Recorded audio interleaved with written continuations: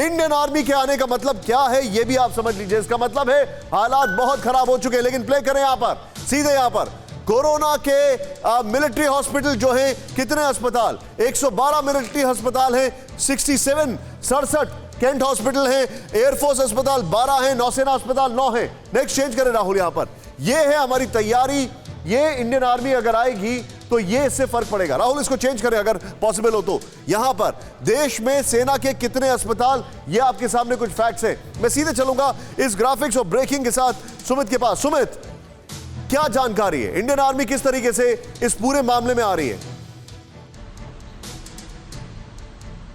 देखिए, ना सिर्फ इंडियन आर्मी बल्कि दूसरी एजेंसी जो है रक्षा मंत्रालय की, निशांत, वो सभी वॉर फ्रंट पे काम कर रही हैं। अगर आप मोटे तौर पर देखें तो आज 1 बजे की जो मीटिंग थी जो रक्षा मंत्रालय की तरफ से ली गई थी, जिसे खुद रक्षा मंत्री ने चेयर किया, उसमें ये बताया गया कि अब तक 250 से 500 बेड करने की स्थिति में हम पहुंच रहे हैं लगातार कुछ दिनों में दिल्ली में। इसके अलावा पटना के अंदर उन्होंने ईएसआई की कई हॉस्पिटल्स को कन्वर्ट कर दिया है 500 बेड के अंदर।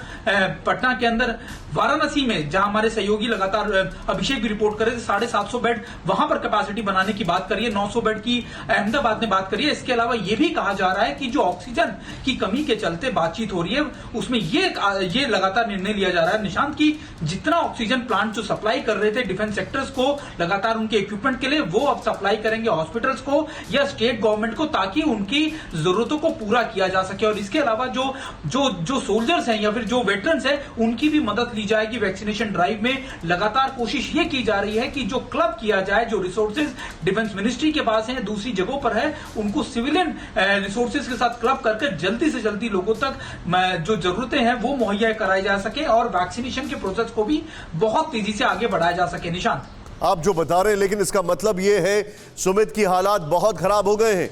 इंडियन आर्मी की याद हमें तभी आती है जब हालात एकदम हाथ से निकल जाते हैं।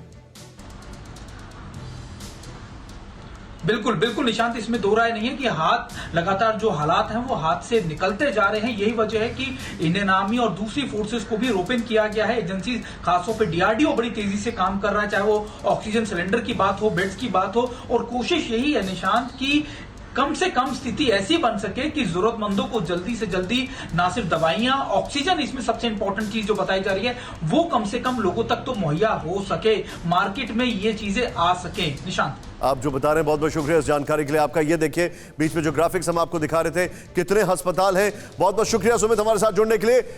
परवाह देश की, सोमवार से शुक्रवार रात 10 बजे TV9 भारतवर्ष पर।